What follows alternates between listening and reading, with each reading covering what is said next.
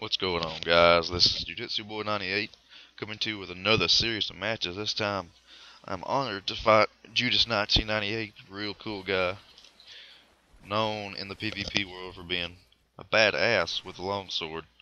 Uh, First thing I'd like to say is, give him a shout out and appreciate the matches with him. I didn't get to have too many as I had to go do something, but I'm sure we'll get together again. I'd like to get together in a different spot than the Moonlight Butterfly Forest. Um, First thing I want to talk about is a little bit about his build. His build is about as balanced as mine is. We've both got good builds, solid builds. We're solid performers in that regard. He's got super high defense, and in most cases my fireballs were doing 500 damage to him, and that's really good, especially that I have the Crown of Dusk on, which usually offers around 200 extra damage. And in one case it did 800 because he rolled into it, and you'll do more damage when you roll into an attack than you do if you're just stationary. Most of the time I was punishing his crossbow with my fireballs, so it was only doing around 500, I believe. And he's got the longsword down pat. He's really good at comboing that thing. And he also has good poise. So when you compare it to my build, I've got good poise, and I'm not as good with a weapon as he is, but I do have good weapon choices. The Fury Sword is something that I did not use in this battle because I realized real quick that Fury Sword was only doing 200 damage, and by the time that it was all said and done, I took the Fury Sword off because I was losing those combinations. He was coming in and just ripping me apart with a long sword, and Fury Sword was not just, it wasn't winning the exchange, so I went ahead and used the Balder Side Sword, which is something I'm not great at. I think that I'm pretty good at it, but I'm not great at it, and I was trying to go ahead and do stick and move tactics. But this is a good series of matches. We both engage. We both, have good poise, so we're not freaking stunning each other to death and looking ridiculous out there. But something I want to talk about is, the way PvP has changed a little bit. And really, I do random invasions more than I do anything. Well, not invasions necessarily. I don't do a lot of invasions, but like random hosting. I just set the bird or something, and it really gives me a chance to see who's invading, what we're seeing today, and we're still seeing a lot of the same stuff. Most of the people I fight, and this is a video that I was actually going to do, which was top 5 super effective builds in Dark Souls, and this is not in any particular order, but I still see and get a lot of experience fighting buffs. Obviously, buffs is something that I guess people who really want to end the fight super quick use. Mostly it's Sunlight Blade and Dark Moon Blade, and you combine that with Wrath of the Gods, and you're kind of screwed. But the good thing about it is usually the people that use buffs are so over aggressive and they're so crappy anyways that if you got any experience, you can deal with them, but you got to be on your toes for sure. And then I see a lot of spears. Like I think a few nights ago I fought a spear flipper, which was okay because in the Berg I ended up cornering him and hitting him with a fire tempest. And that fire tempest is something that it's good for situations like that. It's like your last resort when you're getting poked to death, but you end up actually cornering somebody. And then I'm going to throw dark magic in there just because of the fact that it's not necessarily hard to deal with anymore, but it seems like a lot of times you'll get hit with dark magic even if you're rolling away or rolling through it, and it's got some lag issues with it. So I'm going to go ahead and throw that in there because there's times where I'll go and I won't die to dark magic, and then there's times where I'll get hit with dark magic and it won't even show up on the screen, I'll just be dead.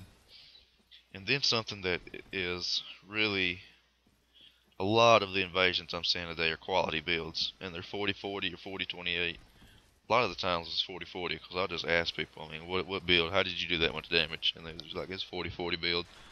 So what I'm seeing, and I think Mars Brigade talked a lot about it in his sparring sessions videos that he uploaded recently, about people spamming those running R1s, the great swords. And you got these guys who brag about having low poise, yet they use these great swords that can make up for them having low poise, because if you're doing a running R1 to R2 attack, that's like what, 102, maybe 112 um, poise damage you're dealing to your opponent. Then if you go around to the backstab, you really ain't got to worry about poise if you're out poisoning them. As far as that goes, it don't matter what poise they have. If you can stun them in 2 hits, then you don't really have to worry about being stunned because you're stunning them, if you know what I'm saying. And I've had one guy with his 40-40 Claymore come in and hit me with a running R1 to R2 to backstab and take all of my life off. 1900 life. So really, and that's something that, you know, when I was listening to him talk about it, I was like, that's true. I appreciate you mentioning that, because that's all these guys do is they're running R1, back up, running R1, back up, running R1. And really, I see a lot of those, and I think those builds are super effective. I've actually made me a quality build. I don't do the running R1s like that, and it seems like people on target run around in a little bit of a circle, then run towards you and hit the R1. Actually, my quality build, I didn't have really a lot of plans for what I was going to do with it. Being as the strength weapons, I mean, you got the Zweihander, but that weapon kind of gets old, so I don't know exactly what my plans for that build is. It's definitely going to be something that I use a different weapon. I don't like the Mirakumo really. I think it's a little bit slow. I'm kind of more into the dexterity weapons, and like really I'm digging the longsword now, especially after watching Judas here. And uh, and something else I'm gonna throw into the super effective builds is the Wrath of the Gods guy. And that's not to say I don't kill these people, because I mean, if you can't kill buff, spears, dark magic, qualities, and Wrath of the God builds, then you're not any good at PvP, because you can't avoid stuff that's super effective. Because if you just do setup matches with your friends and have set rules, that's fine. But if you're doing randoms, you're going to actually face this stuff on a regular basis. And this is mainly, out of these 5 things, is what I face most of the time, in the Berg at least. So the guys that use the Wrath of the Gods, I mean, these days it's so easy because you can just hit the button and it's instantaneous, and you'll suck somebody into you and go around for an easy backstab. I actually have a level 300 that I'd never have videoed or showcased, but he invades the forest a lot, and I've got let's see, he can flip, and he's got a Zweihander, 40-40 of course, and I've got Wrath 9 iterations of Wrath of Gods. So when I use that character, man, I just mess people up. I'll hit them with a Wrath of God, suck them into me, and do a 1,000 damage backstab, and I mean, I'll finish people off quick. And I mean, gankers don't stand a chance unless they're hacking. So even if I could always put the Hornet Ring on with that and still have like 50 something poise with that level 300. But I'm not, the level 300 is effective, but really what's effective is me being able to have 9 casting Wrath of Gods and, you know, get easy backstabs on people. Because when there's a case when you're doing a lot of backstabs and ganking situations, you either fish for it or kind of counter BS as they're running towards you. But with Wrath of God, it allows me to actually just, even if they have the shield up, to just suck them into me. And that's something that is one of those easy, probably one of those, if you had a list of, you know, ganking builds that you want to use to fight gankers, and that's probably one of the best ones, is with Wrath of the Gods to a high backstab weapon build. So anyways, when you're fighting those kind of builds, you gotta have something balanced. You gotta have something. You can't go in there with your freaking short sword and 25 poise and expect to win consistently. Somebody I do like watching is, who I think is pretty good at PvP, is Mr. Bushido Wright. He does, he's got the toggles going on for him for sure. And not that that makes him any better than anybody else. It just, he does a good job of effectively using the longsword and low poise setup. So I like watching his videos. When it comes to pyromancy, in this video, Judas was doing a great job at avoiding it. I don't know exactly what the ratio was, but I know it was probably below 10% of what I actually hit him with a fireball. I know I cast a lot, excuse me, but I only hit very few. So, I mean, you can't really compare the pyromancy to an effective secondary supplemental attack against Judas in this case, because I rarely ever hit with them. When I did, they only did about 500 damage, except for the one time that it did 800. So really, the pyromancy here is kind of like a trick play in football. It either has a really low percentage chance of actually landing. When it does, it's super effective. So anyway, some of the strategies I used against Judas here was I um I had to realize that fighting against his longsword, going toe to toe, was a really bad idea. So I brought out the barter side sword like I talked about earlier, and then the pyromancy. I kind of threw that in there to make him, keep him off of me. And that's the real using these pyromancy is to keep people off of you.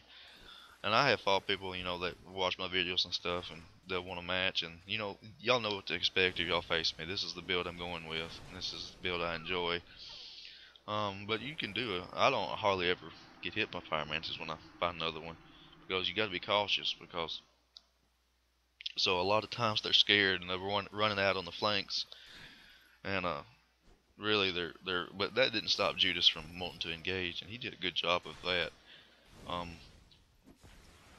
So really, he has the Avalon going on for him, and it wasn't soon after that I realized that I could hit him with a fireball locked on right when he does that Avalon, because his recovery rate won't let him escape. And in a few times I actually get him like that. I think I killed him like that. So as the matches went on, I was really figuring out his style. He was in and out. He was trying to get long combinations off, and if I had any other weapon, then I probably could have used the longsword myself, or maybe the Baldur's Side sword, which is what I used, which was super effective. And then anything like, I don't know, a partisan, or of course rapier, S-stock, anything like that would have been really effective. But as far as the Furious sword, there's no way I could have won any exchange like that. Because the thing about the longsword is when you hit with it, you can combo it. Like, say I use the R1 and I fall short, I can immediately hit the R2 and cover bridge the gap, get closer to him. When I bridge the gap, then I can go for another R1, and really just keep the pressure on with that weapon. That's really why I like using it. I imagine if you buff that thing with Dark Moon Blade, you'd be just about unstoppable. So really, and I think it looks badass. I really do. I really like the way it looks. So in my experience right now, what I'm messing with is I'm trying to get good as Judas with the longsword. I'm going to go ahead and get with him here shortly, probably this week, and ask him how, or what is his favorite combinations, and what's his style of play. Maybe he can teach me some things about the longsword, because I really like the way it looks. It's got a good stab. I wish it had a two-handed stab, but I kind of like the two-handed attacks that it has. And obviously having a short weapon like that, a good amount of poise would uh, make it a lot better. So you wouldn't be having to toggle escape since it's so short. Toggle escaping is good. And if you want to use low poise, if you've got a weapon like a halberd or a scythe or a claymore, or something, like I talked about earlier, something that you can deal poison damage with, so you ain't got to worry about being poised. Well, as far as the shorter weapons go, that's why I like Mr. Bushido Right. He's one of the only people that I know toggling out of attacks and using a longsword. So shout out to that guy. Um, but yeah, I really enjoyed these matches, Judas. I really appreciate it. We'll get together again. Maybe you can teach me some stuff about the longsword. And I think you can buy a longsword. That'd be cool to make a crystal version of a longsword. Um, so who can? Yeah, I think you can buy the longsword off the blacksmith. So yeah, that's something that maybe throw a golden pine risen on it. But anyways, guys, that's about all I got here. I hope you enjoyed this series of matches with Judas. I appreciate you watching, and go ahead and watch the rest of this, and I'll see you next time.